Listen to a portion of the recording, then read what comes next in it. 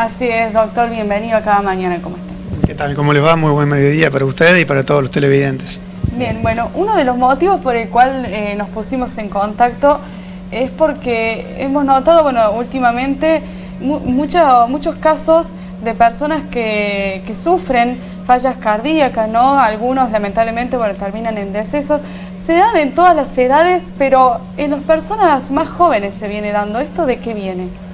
Bien, hay una serie de cuestiones que trae aparejado esto en el sentido de cuando se produce este tipo de situaciones, en principio lo que principalmente causa es una cuestión de una conmoción social muy importante, un estado de shock, porque obviamente que uno piensa que es una persona que está sana, ¿sí? Y de repente aparecen estas intercurrencias, estas afecciones cardíacas súbitas que pueden poner en riesgo la vida de las personas. Lo principal que uno tiene que tener en cuenta ante estas situaciones es evaluar cada persona en particular la presencia de factores de riesgo que sean preexistentes, ¿sí? El antecedente de familiares directos que hayan tenido o padecido un evento cardiovascular por debajo de los 50 años ya enciende o nos alerta a pensar de que ese paciente potencialmente podría ser portador de alguna enfermedad genética que lo predisponga a hacer este tipo de eventos.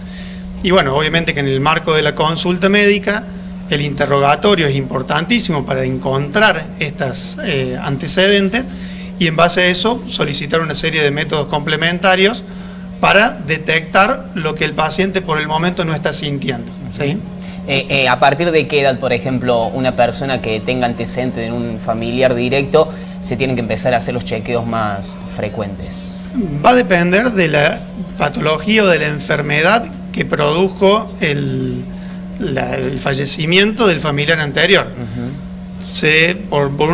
Establecido por mayores de 35 años uno empezaría en que la causa es más una cuestión coronaria, por una afección de alguna de las arterias del corazón. Si eso se produce por debajo de los 35 años, uno pensaría en una causa de una arritmia, por alguna cuestión estructural del corazón que lo produce o que lo predispone. Los estudios son a lo largo de toda la vida de las personas que uno tiene que ir haciendo chequeos, sobre todo si uno practica un deporte o está expuesto a una sobrecarga de física. Los estudios van a ir desde los 13, 14 años, incluso se comienzan a hacer a menor edad, alrededor de los 8 años. Ni bien los deportistas comienzan a ser federados, se le exige un estudio que se llama EMAC, que es lo que uno hace anualmente para justamente intentar detectar en los diferentes estadios de la vida de la persona si surge alguna anormalidad y en ese momento, bueno, captarlo y hacer los estudios que corresponden, ¿no? Estas son las recomendaciones entonces para poder prevenir o agarrar a tiempo este tipo de patología, ¿no? Hacerse los estudios correspondientes cada determinado tiempo. Exactamente. Prevenir sería estar preparados o alertados. Prevenir esta serie de circunstancias. Si uno tiene una predisposición muy alta, prevenir no lo vamos a poder prevenir. Podemos llegar un poquito antes a hacer algún estudio, determinar si hay alguna enfermedad en particular y poder tratarlo, ¿sí? Así que bueno, los estudios básicamente van a variar dependiendo de la edad, pero un electrocardiograma se le debe realizar a todas las personas y un estudio de análisis de laboratorio, una determinación de sangre donde se forma un perfil general y si uno encuentra en ese perfil general algo alterado, bueno, puntualmente busca con un poquito más de detalle. Otro estudio que se puede hacer es una prueba de esfuerzo, ¿sí? En donde uno exige a la persona, monitorizando el ritmo cardíaco, la presión arterial, que no aparezcan arritmias o que no haya ningún cambio que sugiera que alguna de las arterias del corazón podría llegar a tener algún problema o alguna afección. Entonces de esa manera uno llegaría antes de que el paciente tenga algún evento. No necesariamente va a ser una muerte súbita, pues podemos adelantarnos a la presencia de un infarto, ¿sí? Que no necesariamente va a poner en riesgo de vida al paciente, pero uno llega antes de que se produzca el primer daño, ¿sí? Doctor, hoy por hoy, en la actualidad donde las personas vivimos constantemente a full, con mucha actividad, no nos desconectamos ni un segundo porque cuando dejamos de hacer nuestro trabajo agarramos el teléfono, ponemos a ver televisión, nos amargamos con las noticias que nos brindan. ¿Han crecido las consultas de hace un tiempo a esta parte? Sí, sin duda que para analizar los factores de riesgo cardiovasculares tenemos factores de riesgo que no se pueden modificar, que son la edad, el sexo y la herencia que tiene cada uno, y hay factores de riesgo que son modificables.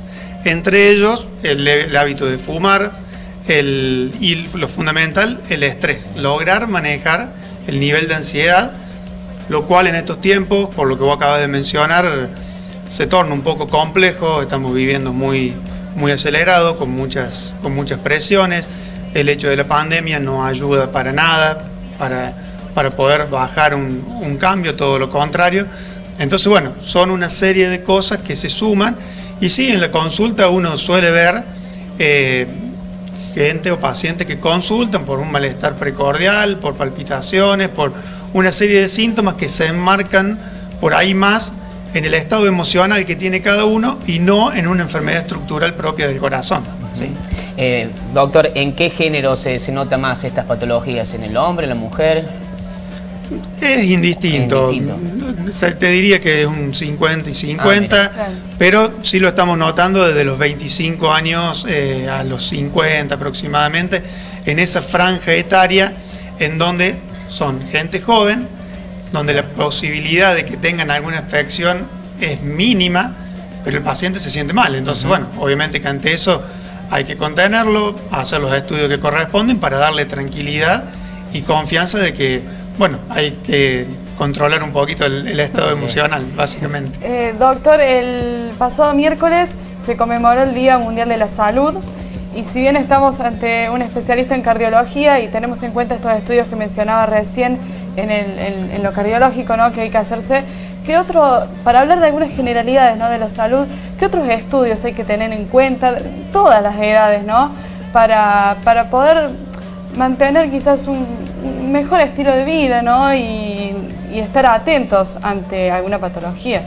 Bien, así es. El 7 de abril se conmemoró el aniversario de la fundación de la Organización Mundial de la Salud, que fue en el año 1948. En el marco de todo lo que es la prevención y lo que fomenta la Organización Mundial de la Salud, nosotros tenemos preestablecido screening de chequeos que dependen de la edad de la población en estudio. De los 35, obviamente que arrancando desde la niñez, el control y desarrollo del niño sano es fundamental, el control del calendario de vacunación es primordial para que tengan un adecuado estado de salud de los niños, y posteriormente, de ahí en adelante, desde los 25 años, cada 10 años, dependiendo de la edad de la persona, se enmarca dentro de una serie de estudios de rutina que van a ir desde el chequeo para la prevención del cáncer de mama, para el cáncer de próstata, para el cáncer de colon, ¿sí? Digo cáncer porque es una de las enfermedades que mayormente tenemos afección en el día a día, fuera de las enfermedades cardiovasculares, que son las principales, ¿no?, obviamente. Así que bueno, como te dije recién, la mamografía en tiempo y forma, el chequeo con una videocolonoscopía en pacientes que tienen predisposición a tener cáncer de colon es muy importante. El paciente que es fumador, lo principal sería que él deje de fumar, pero si no puede ser así, hacer una serie de chequeos para evitar y para evaluar las consecuencias que eso tiene a nivel del aparato respiratorio. Claro, es importante entonces, teniendo en cuenta todo lo que mencionaba anteriormente, tener en cuenta los antecedentes familiares. Eso, sobre todo, hay que prestarle mucha atención. Siempre los antecedentes son fundamentales por la carga genética que el paciente tiene y que lo predispone. Más allá de las enfermedades cardiovasculares, como dijimos recién, enfermedades oncológicas también son predisponentes a que ciertos pacientes lo puedan padecer con mayor frecuencia que el resto de la población de su misma edad. La última de mi parte, doctor. En el año 2020, el año de la pandemia, de la cuarentena tan extensa y demás, muchos profesionales, como sus colegas, han manifestado que, y hay estudios realizados, que la gente ha dejado de acudir a hacerse los chequeos habituales de rutina de cada año. ¿Se está tratando de revertir esa situación? ¿La gente está acudiendo más a los centros de salud, a los consultorios privados? Bien, sí, el año pasado, fundamentalmente cuando comenzó todo esto, en el marco de una incertidumbre muy grande sobre cómo iba a impactar, qué tipo de consecuencias iba a tener, se notó, sobre todo en los meses de marzo, abril, mayo, una disminución muy significativa en la cantidad de consultas. Incluso se pospusieron cirugías que estaban programadas, tratamientos oncológicos que se reprogramaron, medicación que por ahí no llegaba en tiempo y forma.